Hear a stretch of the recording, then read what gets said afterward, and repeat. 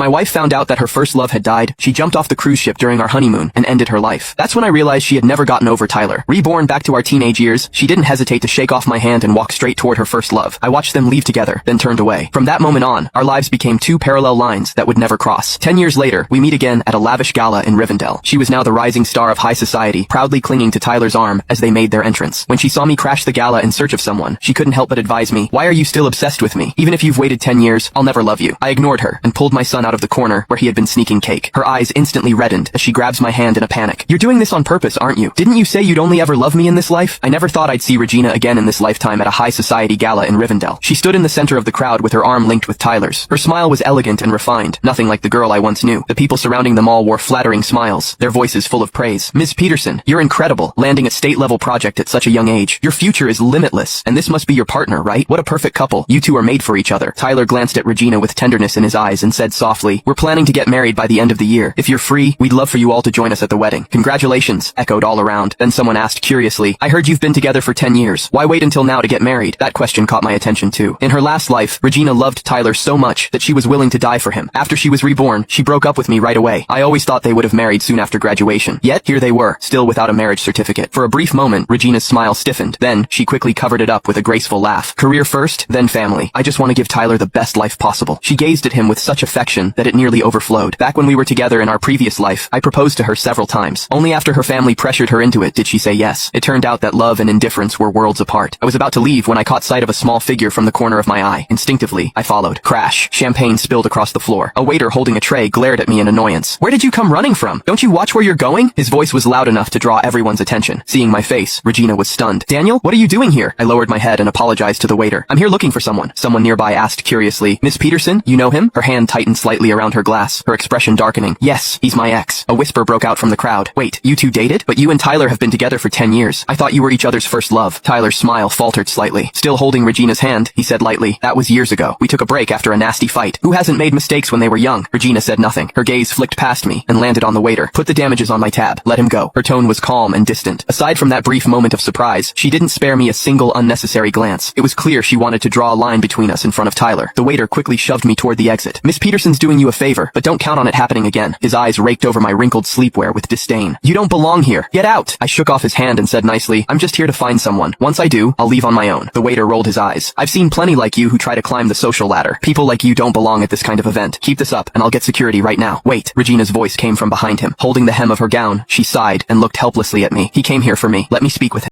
Click the link on my profile to download TikTok and watch full videos for free. There's even more great content waiting for you to discover. This is the official website link, so you can download with confidence.